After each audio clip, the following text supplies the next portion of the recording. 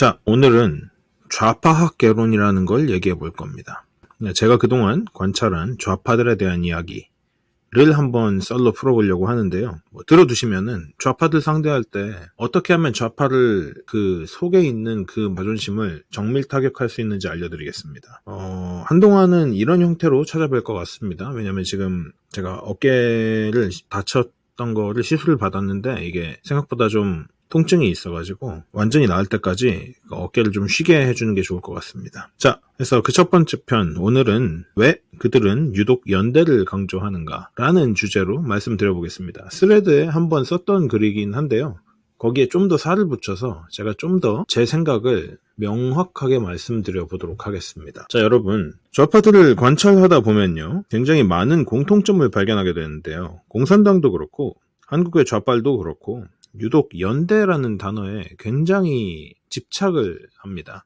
그렇죠? 그런 집단주의적 행동에 대한 단어들을 과하게 사용을 하거든요. 근데 그게 왜 그런가를 제가 예전부터 한번 생각을 해봤습니다. 여러 가지 이유가 있지만은 첫 번째로는 그 불우한 가정 환경에 대한 결핍입니다. 실제로 유대감이라는 거를 성장 과정에서 느껴본 적이 없는 거예요. 느꼈다고 해도 굉장히 잘못된 형태로 느꼈을 가능성이 굉장히 높죠. 두 번째로는 개인의 능력이 현저히 부족해가지고 오는 열등감입니다. 보통 좌파는 열등감에 굉장히 찌들어 있는 사람들입니다. 그리고 그에 대한 반사회적인 그 충동 같은 걸로 움직이는 사람들이기 때문에 그렇게 놀랄 일은 아닙니다. 세 번째로는 그 모든 것으로부터 오는 본인에 대한 깊은 불신입니다. 즉 자신감이 없다라는 이야기죠. 우파랑 좌파의 본질적인 차이가 여기서부터 옵니다. 이들은요, 노력이라는 걸 해본 적이 없습니다. 노력을 하지 않고 남들이 가진 거를 자기도 갖고 싶어 하는 그런 도둑놈 심보가 있죠. 그래서 얘네는요, 그런 생각을 하고 있어요. 항상 저거를 나도 갖고 싶은데 저 사람만큼 노력하고 싶진 않아. 근데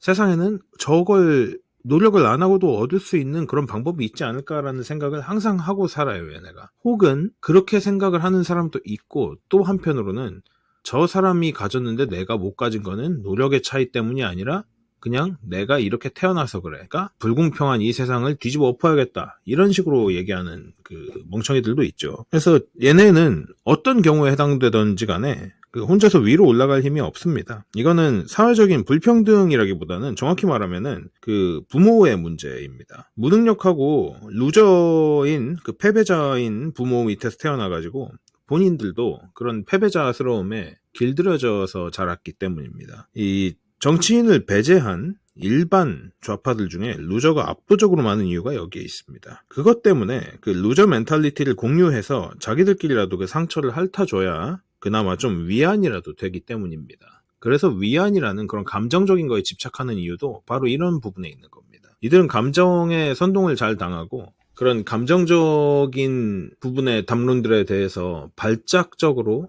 반응하는 이유가 다 이런 데에 있습니다. 본인들의 감정이 불안정하기 때문이지요. 제가 주변에 항상 하는 이야기가 하나 있습니다. 무언가를 혼자 힘으로 성취해보고 돈을 벌어서 경제적인 성취를 잃어본 사람은요, 절대로 좌파가 될 수 없습니다. 절대로. 노력의 가치를 명확하게 알고 있는 사람이라면은 좌파의 그런 사상이나 그런 패배주의적인 마인드셋에 동의할 수가 없어요, 애당초에. 지난번에도 간략하게 한번 말씀드렸지만은 현대차가 미국으로 옮겨가지 않습니까, 여러분? 세상에 여러 가지 좌파가 있거든요. 근데 이 좌파들이 되게 어리석은 게 뭐냐면요, 예를 들어서 황금알을 낳는 거위가 있다고 합시다. 그러면은 다른 집에 황금알을 낳는 거위는 한 번에 2개씩 낳아주는데 우리 집에 있는 애는 한 번에 하나씩만 낳아준다고 합시다. 그러면 걔가 마음에 안 들겠지. 그럼 어떻게 해야 돼요? 그 거위를 잘 먹이거나 왜 이럴까를 생각을 해보거나 혹은 그 거위를 한 마리를 더 들일 방법을 생각을 한다든지 하는 식으로 이 상황을 어떻게 하면은 나아지게 만들까를 생각하는 게 정상이란 말이죠. 그런데 보통의 좌파들은요, 이 황금알을 낳는 거위를 두들겨 패다가 죽여버리는 겁니다. 이게 지금 현차 노조에 일어난 그 꼴이에요. 그런 꼴이죠. 그래서 남 탓하고 사회 탓하면서 루저로 살아간 부모 밑에서 뭔가 제대로 된 건강한 정신을 물려받지는 못했을 거 아닙니까? 근데 그건 어떻게 보면은 그 사람들만의 잘못이라기보다는 그 부모의 잘못이죠. 부모를 잘못 만난 죄인데 여기에서 이제 그 공산주의식 연좌제가 여기에도 적용이 되는 겁니다. 그냥 그 가족의 전체의 죄인 거예요. 여기서 한 가지만 짚고 넘어가자면은 우리 보수주의자들 그리고 우파들 중에 보면요, 그런 패배자 부모 밑에서 자랐지만 여러 가지 성취를 이뤄내고 건강한 마인드를 가지고 살아가는 형태로 자기 삶의 전체적인 그 선로와 형태를 탈바꿈시키는 사람도 굉장히 많습니다. 그러니까 이거는요, 궁극적으로는 걔네의 문제입니다. 그 좌파 부모 밑에서 태어난 좌파 애들의 문제기도 합니다. 그 부모를 잘못 만난 죄는 사실은 내 대에서 끊을 수가 있어요. 부모를 잘못 만난 죄는요, 자식 대에서 끊을 수 있어요. 그런데 자식 대에서 못 끊었다는 거는 둘 다 사실은 그 지능에 문제가 있거나 아니면은 그냥 둘 다 병신이거나 라는 얘기입니다. 욕해서 죄송합니다. 근데 이 단어 말고는 사실 그렇게 어울리는 단어가 없어요, 여기에 대해서는. 한 가지 사고 실험을 해보길 권합니다, 좌파들에게. 지금 좌파들 본인들이 가진 지식과 세상에 대한 이해, 그리고 기억을 다 가지고 한 살로 돌아간다고 가정을 해봅시다. 그러면은 정말로 지금과 같은 좌파의 삶을 살 것인가? 아니면은 전혀 다른 삶을 살고 싶은가? 좌파들이 지금과 같은 삶을 살겠다고 선택을 한다고 하잖아요? 그러면은 걔네 인생에 정말로 이제 빛이라고는 전혀 없는 거예요. 스스로의 인생에 미안해 할 줄 알아야 됩니다, 이런 애들은. 왜냐면 어쨌거나 그 생명의 탄생의 근본인 그 정자난자 수정되던 그 타이밍에 어찌됐건 걔네는 그 순간만큼은 위너였거든요. 그러니까 태어난 거지. 근데 그럼에도 불구하고 지금하고 같은 삶을 살겠다고 한다면은 걔네는 희망이 없는 애들이에요, 안타깝게도. 근데 만약에 다른 삶을 살겠다고 한다면은 그나마 조금이라도 희망이 있는 인간이겠죠. 그리고 그런 사람들이라면은 지금도 늦지 않았다라고 말씀드리고 싶습니다. 정신 차리고 연대의 늪에서 빠져나와야 됩니다, 그런 사람들은.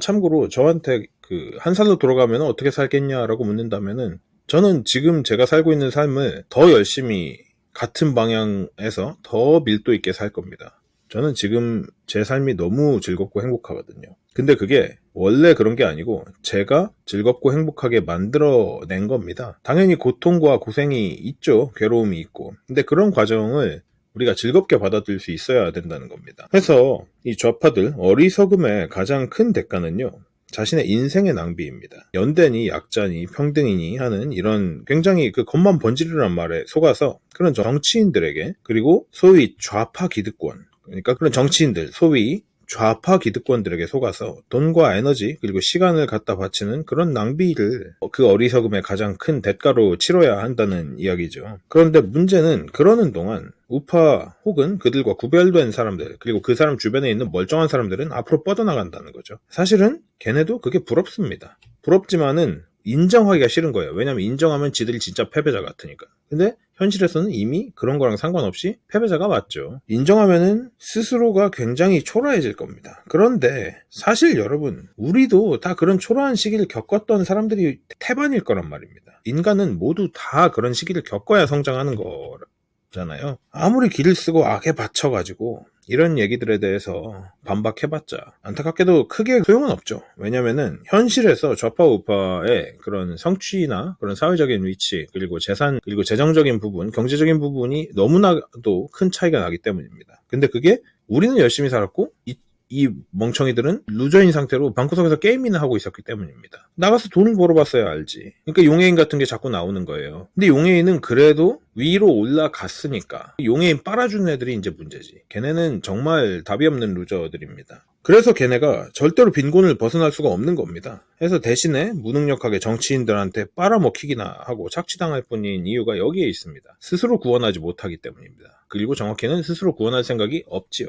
누가 다 해주기만을 바라기 때문입니다. 근데 그걸 결정적으로 걔네가 그걸 알까 모르겠습니다. 우파들 중에서도요, 좌파들한테서 돈을 기가 막히게 빨아내는 사람들이 있습니다. 지능이 낮은 애들은요, 사실 그런 지능이 낮은 좌파들은요, 그 평등파리, 약자파리 하면은 거기에 열광하거든. 근데 그 사람들은 정작 그 뒤에서 그 돈 갖다 바치는 애들, 근데 정작 그 사람들은요, 그 평등파리, 약자파리 하는 사람들은요, 그 좌파들을 실제로 뒤에서는 사람으로 취급하지 않습니다. 그래서 우리는 여러 가지 방법을 통해서 계속 우리의 그 가치와 재산을 쌓아 나가죠. 그래서 사실은 그 멍청이들한테 고마워해야 되는 건지도 모르겠습니다. 왜냐면은 그렇게 지능이 낮은 채로 태어나고 사라져가지고 사실 베이스를 깔아주지 않습니까, 얘네가. 그 덕을 우리가 보고 있다고 생각을 할 때도 있습니다. 물론 사회에 해가 되는 애들이지만은.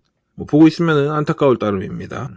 반은 안타깝고 반은 참 흥미롭습니다. 정확히 말하면은. 사실은 저렇게 생각할 줄 모르는 도구들이 많아야지 그것들을 이용해가지고 우리가 더 그 불을 쌓기가 쉽죠. 다시 말씀드리지만요. 연대랑 평등 그리고 약자파리 하면요. 좌파 측 진영에서 돈 벌기는 사실 굉장히 쉽습니다. 그리고 그걸 빨리 깨친 똑똑한 사람들이 있죠. 좌파 정치인들이 진짜로 약자랑 평등에 목매는 줄 아는 멍청이들이 굉장히 많을 겁니다. 실제로는 그렇지 않습니다. 왜냐? 공산주의에서 기득권은요, 그 밑에 애들을 사람 취급을 안 하거든. 근데 이거를 이 악물고 부정하겠죠. 근데 얘네가 그거 모를 거예요, 아마. 좌파 유튜브들이 진짜로 전부 다 좌파라고 생각할까요? 좌파 유튜브들이 진짜 전부 다 좌파일까요? 걔네 중에 과연 우파인데 그냥 거기 가가지고 걔네 돈 빨려고 간 애들이 없을까? 이 생각 아마 좌파들 한 번도 못 해봤을 겁니다. 네, 참 걔네 너무 안쓰러워가지고 이 빨간 약을 하나 풀어주는 겁니다. 좌파 유튜브들이 실제로 다 좌파일까? 어차피 이렇게 알려줘도 안 믿을 애들이라서 얘기해줘도 별로 의미가 있을 것 같지는 않습니다. 근데 왜냐면은 적당히 그 약자파리, 평등파리 해주고 슬슬 살살 찔러주면은 돈이 나오는 그 좌빨 가득 꿀단지는 여러모로 쓸모가 많대요. 네, 누군가에게 들었습니다. 사실 이 좌파들이 있어서 굉장히 재밌는 세상이기도 하다고 생각합니다. 왜냐면은 인간이 얼마나 도구로 전락할 수 있는지를 그 굉장히 극단적인 예시를 얘네 말고 어디 가서 보겠습니까? 우파가 그렇게 하겠습니까? 좌파가 그렇게 하겠습니까? 그거를 아마 역사적으로 이 친구들은 그 인생에서 생각해 본 적이 없을 겁니다. 그래서 본질로 다시 돌아오자면은 그렇기 때문에 이들이 연대에 굉장히 집착하는 겁니다. 연대라는 단어를 쓰면은 일단 본인들에게 위안이 되거든. 연대라는 단어를 써야지 살아갈 수 있는 인간들이기도 해요. 어떻게 보면은. 그리고 또 연대라는 말 쓰면은 지들이 되게 유식해졌다라는 착각에 빠진 애들도 있더라고. 보니까. 그거는 별로 멋있는 말이 아닙니다. 연대라는 말은. 진짜 없는 애들이 그냥 어떻게든 모여가지고 뭐라도 해보려고 몸부림치는 그런 안쓰러운 단어인데 그걸 왜 잘 그렇게 모르지? 아니 연대를 어쩌다 한두 번 쓰면은 그게 적소에 쓰이면은 의미가 있는 단어가 되지만은 허구한 날 연대하라, 연대해야 된다, 연대. 어지간한 다 모든 뭐 글이니 문구니 이런데 전부 다 연대를 집어넣으면은 그 연대가 집착이 되잖아요. 근데 여러분 그런 집착은요 사실은 내면의 결핍을 나타내는 굉장히 좋은 인디케이터입니다. 그게 그 표지입니다. 표지. 무언가를 외치는 사람은요, 사실은 그거에 대해서 굉장히 큰 결핍이 있는 사람이에요. 우리가 연대해야 된다. 라는 말을 맨날 첫날 달고 사는 좌빨들은요, 지들이 연대가 안 된다는 걸 알아, 이미. 왜냐면은, 루저들 한 5,000명, 10,000명 모아놔봤자, 그게 연대해봤자 의미 없는 걸 알거든. 그러니까 그 10,000명을 50,000명, 100,000명으로 늘리고 싶은 거지. 그렇게 해가지고 지들끼리라도 위안을 더 크게 얻고 싶은 거죠. 쪽수로라도. 그런데, 그런 애들 10,000명이랑 제대로 된 인간 하나랑 가치가 비교가 안 되죠, 사실. 그래서 뭐 그 기차 실험 같은 거 있잖아요. 뭐 사람이 한쪽 선로에는 5명이 있고 한쪽 선로에는 1명이 있다. 누굴 살릴 거냐? 그러면 5명을 살려야 된다라고 말하는 사람들이 있죠. 그거는 일반적인 인간들을 생각을 했을 때 그런 건데 저는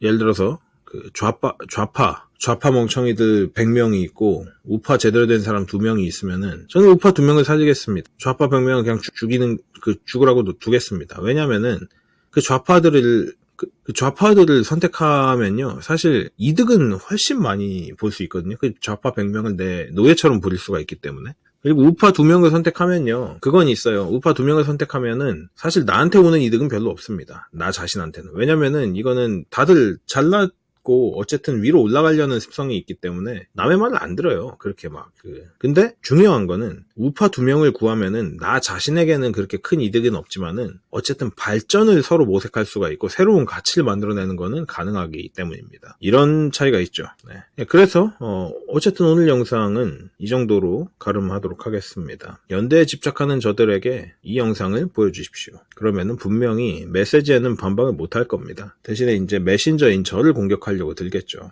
별로 놀랍지 않습니다. 뭐 쟤네가 가지고 있는 지능 수준이나 이런 게 어떻게 보면 우리 입장에서는 그 행동 반경을 예측하기 되게 쉽다라는 얘기이지 않습니까? 자, 오늘 영상 여기까지 하겠습니다. 좋은 생각할 거리가 되셨길 바랍니다. 영상이 마음에 드셨다면은 구독과 좋아요, 알람 설정 부탁드리고요. 괜찮으시다면은 채널의 멤버십을 통해서 후원을 부탁드리겠습니다. 제가 이 플랫폼의 눈치를 보지 않고 알고리즘 탄압 그리고 제 채널 탄압에도 굴하지 않고 제가 할 수 있는 이야기, 전해야 되는 이야기를 과감하게 전하며 앞으로 나아갈 수 있는, 그리고 싸울 수 있는 근거를 여러분께서 마련해 주신다면 정말 감사하겠습니다. 멤버십은 따로 컨텐츠를 지금 만들어서 게시를 하는 중에 있습니다. 멤버십에서는 제가 조금 더 깊은 이야기들, 제 마음속에 담겨있는, 그러나 쉽게 꺼내기는 어려운 그런 이야기들을 멤버십 컨텐츠도 제공을 하고 있으니까요.